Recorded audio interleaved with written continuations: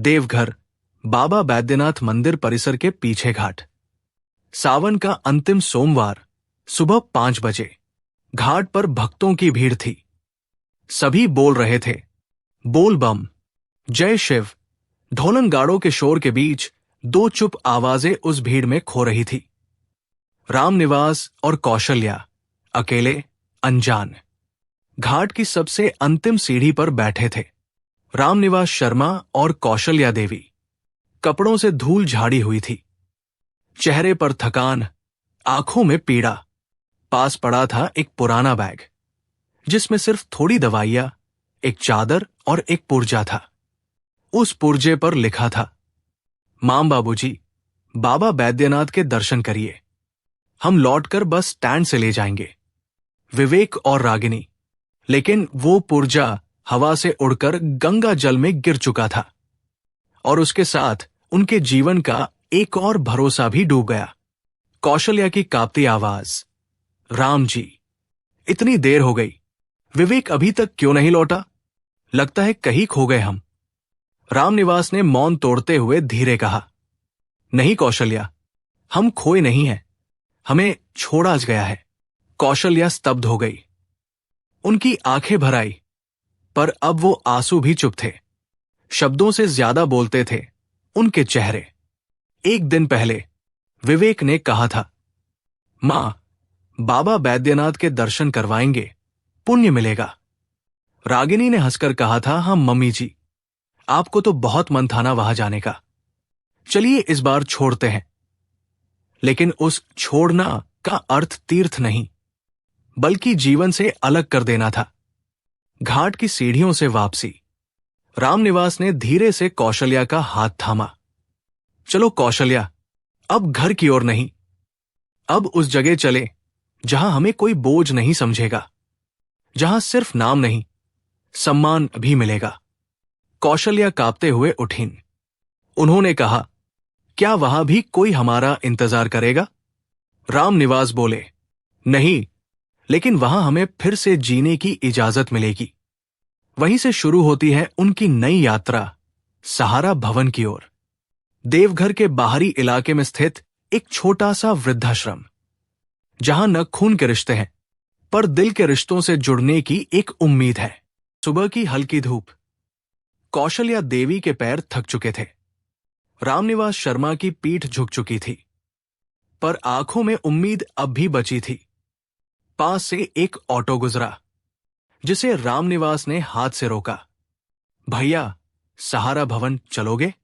Auto वाले ने बुजुर्गों को देखा, फिर बैग को। समझ गया कि ये लोग ठिकाना ढूंढ रहे हैं, न कि दर्शन।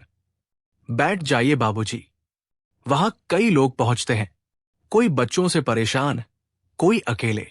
सहारा भवन, एक नई दुनिया। एक नीले गेट के पास ऑटो रुका। उस गेट पर सफेद अक्षरों में लिखा था, सहारा भवन, जहां उम्र इस्त पाती है। अंदर से भजन की धीमी आवाज आ रही थी, रघुपति राघव राजाराम। बूढ़े दरबान ने दरवाजा खोला। उनके आने की खबर अंदर दी गई। एक सादी साड़ी पहने 50 वर्षीय महिला बाहर आई। रेखा जी, इस आश्रम की संचालिका।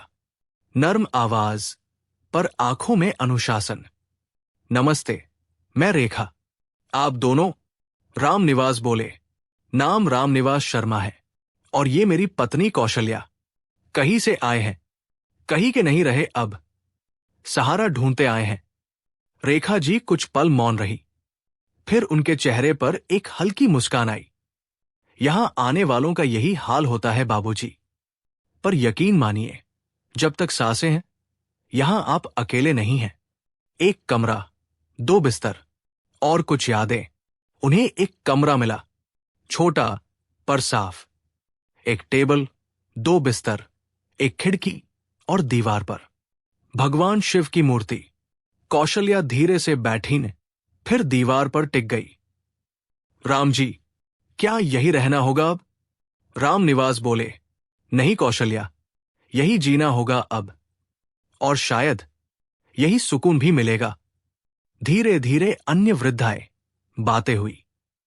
कोई बेटे से निकाला गया, कोई बहू की झुंझलाहट से तंग आया, किसी की कहानी आंसू में डूबी, किसी की मुस्कान में। रामनिवास और कौशल्या को पहली बार लगा कि वे अकेले नहीं हैं। जीवन के इस मोड़ पर भी कुछ रिश्ते बिना खून के भी होते हैं, जो अपना न कहें वही सहारा बन जाते हैं। बरसात की एक रात। देवघर की रातें उस दिन कुछ ज्यादा ठंडी थी। बारिश की हल्की बूंदें खिड़की से टकरा रही थी। कमरे के अंदर कौशल्या देवी अपनी ऊनी शॉल में लिपटी चुपचाप बैठी थी। रामनिवास खिड़की के पास खड़े बाहर झांक रहे थे। आसमान की ओर देखते हुए बोले, शायद ऊपर वाला सब देख रहा है कौशल्या, इसलिए आज हम यहां हैं। और वो वहां। कौशल्या की आंखें भर आई। धीरे से बोली, कभी सोचा नहीं था कि जिन बच्चों को अपने खून से सींचा वही एक दिन हमें भीगने के लिए छोड़ देंगे।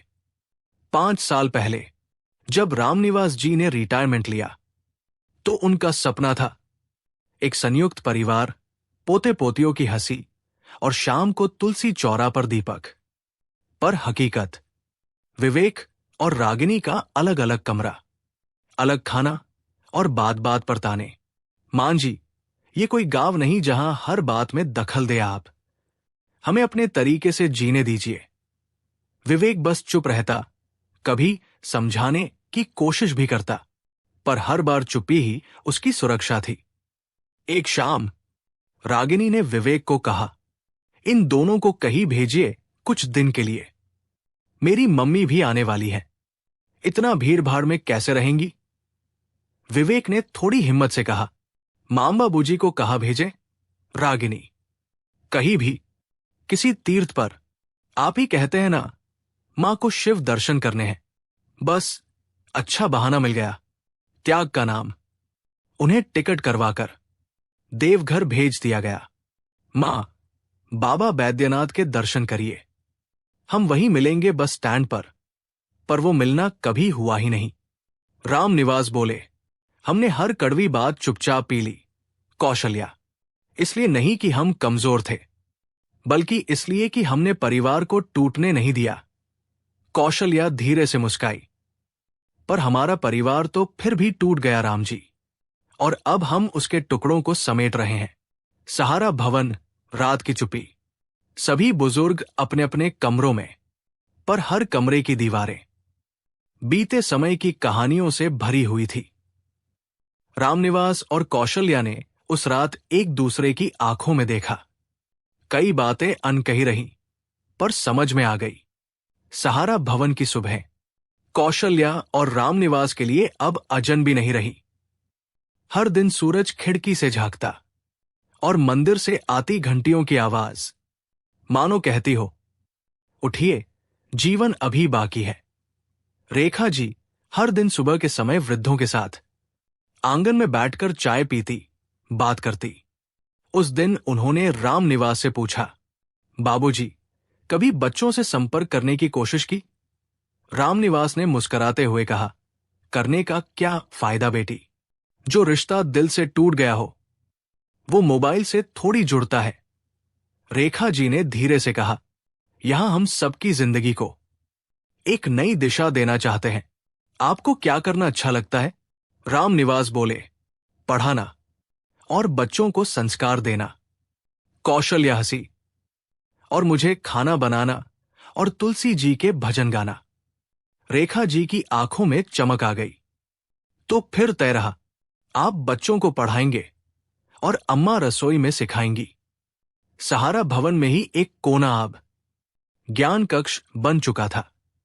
पास के गांव के गरीब बच्चे हर शाम वहां आते और रामनिवास जी चौक और स्लेट लेकर फिर से गुरुजी बन जाते।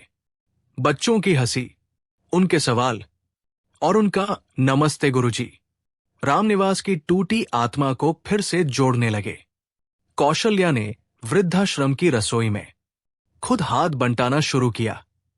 खिचड़ी, दाल, हलवा, उनके हाथों का स्वाद अब सबकी जुबान पर चढ़ चुका था। रसोई में काम करने वाली राधा बोली, अम्मा, आपकी रेसिपी तो शहर में भी बिकेगी। चलिए ना, रसोई की किताब लिखते हैं। सब हंस पड़े, लेकिन उस दिन कौशल्या ने बहुत दिन बाद दिल से मुस्कराया। हर शाम तुलसी चौरा के पास कौशल्या भजन करती। राम नाम की लूट है, लूट सके तो लूट। बुजुर्ग आंखें मूंद लेते और रामनिवास अपनी डायरी में हर दिन एक नई कविता लिखते। जिंदगी फिर मुस्कराई है, दर्द ने जब उम्मीदों की चाय पिलाई है। घर से निकले थे बेसहारे, अब यही अपनापन पनप आया है। उस दिन दोपहर में डाकिया सहारा भवन आया। रेखा जी डाक के लिफाफे छांट रही थी, जब एक पुराने मटमैले लिफाफे पर नजर पड़ी। प्रेषक विवेक मिश्रा, पटना। प्राप्तकर्ता रामनिवास जी, सहारा भवन, देवघर। रेखा कुछ पल ठिठकी। धीरे धीरे वो लिफाफा रामनिवास जी के कमरे तक लेकर गई। रामनिवास जी ने चिट्ठी को देखा। नाम पढ़ते ही चेहरा सख्त हो गया। कौशल्या पास बैठ गई। उनकी आंखों में मिश्रित भाव थे, दर्द, आश्चर्य और थोड़ा सा डर। रामनिवास ने कांपते हाथों से लिफाफा खोला। चिट्ठी की स्याही कुछ जगह से धुंधली थी, पर शब्द चुभते थे। प्यारे बाबूजी और मां। बहुत दिनों तक चुप रहा, पर हर रात नींद नहीं आती। रागिनी मां बन चुकी है, पर अब बहुत बदल गई है। हमारी जिंदगी में वो ठहराव नहीं रहा जो आप दोनों के साथ था। बाबूजी, मैं हर रोज सोचता हूं उस दिन के बारे में जब आपको बस स्टैंड छोड़कर आया था। क्या आप हमें कभी माफ कर पाएंगे? मां, अगर आप दोनों वापस आ जाए तो शायद हमारा जीवन सुधर जाए। आपकी आंखों की ओर देखने की हिम्मत नहीं बची, पर एक बार, बस एक बार आशीर्वाद चाहिए। आपका बेटा विवेक। रामनिवास चिट्ठी पढ़ते रहे, हर शब्द के साथ जैसे बीते सालों की टीस फिर उभर आई। कौशल्या ने धीरे से कहा, क्या अब भी माफ करना आसान होगा? राम जी। रामनिवास बोले, माफ करना शायद उतना मुश्किल नहीं जितना फिर से भरोसा करना। रेखा जी ने धीरे से पूछा, बाबूजी, क्या आप मिलेंगे उनसे?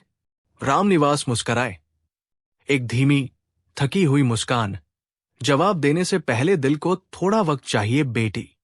माफ करना सरल है, पर घाव भरना, उसमें समय लगता है। शाम को रामनिवास जी कक्षा में बच्चों को पढ़ा रहे थे। एक बच्चे ने पूछा, गुरुजी, अगर कोई गलती कर ले तो क्या उसे फिर से अच्छा बनना नहीं चाहिए? रामनिवास रुक गए, फिर बोले, बिल्कुल बेटा, इंसान गलतियां करता है, पर उसे सुधारने का अवसर देना ही इंसानियत है। विवेक की चिट्ठी के बाद कई रातें बीती, लेकिन रामनिवास और कौशल्या की नींद गायब थी।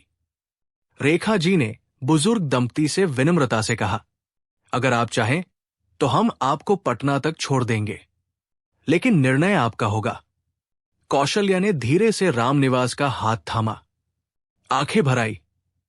जो भी हो, हमें साथ रहना है, चाहे आशीर्वाद देने जाए या चुपचाप देखाए। सहारा भवन की सब सदस्य बाहर आ खड़े हुए।